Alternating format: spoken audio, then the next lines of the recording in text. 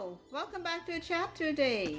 Happy Friday and happy 4th of July. For those of you in North America, thank you all for listening for the past year and a half. And America will be celebrating her 249th birthday today.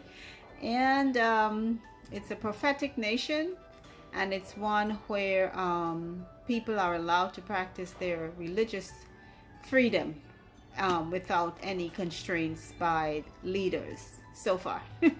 So today we're going to be reading Psalms chapter 3 and 4, because chapter 3 and 4 are both short chapters, and that's what I said I would start doing after we read chapter 2, 1 and 2. So let's go on straight into Psalms chapter 3.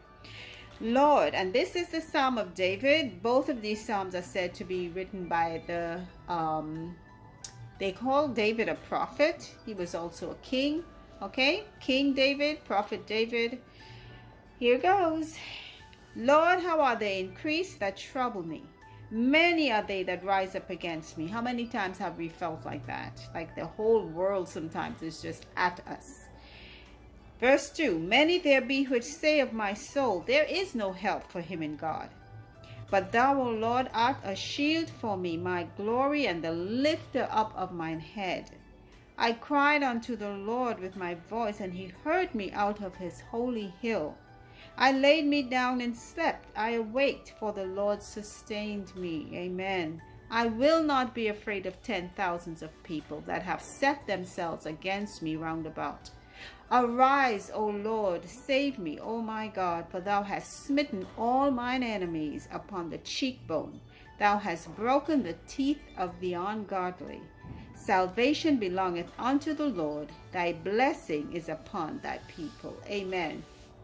Straightforward, and this is David crying out to God. I'm sure in one of those terrible times he had many fleeings from Saul, then from his other enemies round about, the Philistines, and then his own son Absalom was after him, and I'm sure there were other enemies that came into the picture. He was constantly fighting, but you know what? God was so merciful that despite all the fightings that David did, he gave Solomon his son peace so that Solomon could build him that temple. Okay, so that was Psalms chapter 3. Let's go on with Psalms 4. Hear me when I call, O God of my righteousness. Thou hast enlarged me when I was in distress.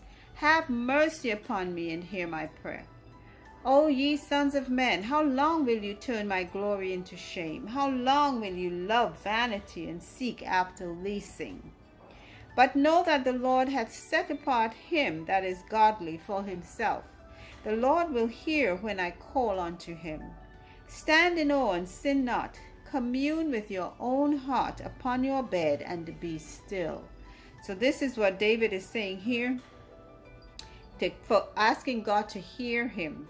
The previous psalm, he is kind of consoling himself about his enemies, how they seem to be, everybody seems to be after him. Sometimes, like I said, it seems that way. And how God has sustained him and will continue to sustain him, and salvation belongs unto God. And moving right into Psalms chapter 4, he again is praising God and asking wicked men how long will they try to put him to shame. Verse 5, offer the sacrifices of righteousness and put your trust in the Lord. There be many that say, who will show us any good? Lord, lift thou up the light of thy countenance upon us. Thou hast put gladness in my heart, more than in the time that their corn and their wine increased. I will both lay me down in peace and sleep, for thou, Lord, only makest me dwell in safety. And honestly, that is a psalm that we can pray at the end of each day. Before we go to bed, I will lay me down in peace and sleep, not worrying about who might be checking your door and who might be coming in and who might be doing what. Some people are stressed out and fearful because of what may occur. Not if you trust in God. This psalm here says it quietly. Thou hast put gladness in my heart, I will both lay me down in peace and sleep. For thou, Lord, only makest me to dwell in safety. Only God can give us that assurance of safety. Not the God at the gate up there, not the gate that surrounds your building or your house. God and God alone. So with that said, I pray you have a wonderful Sabbath, which is coming up for those people in this region where I am. You all may have another couple hours before it begins. Some people may already have started, and some people may have already been finished with the Sabbath for this week. So however or whenever it begins or ends or starts, I pray that it will be a time of peace and upliftment for you.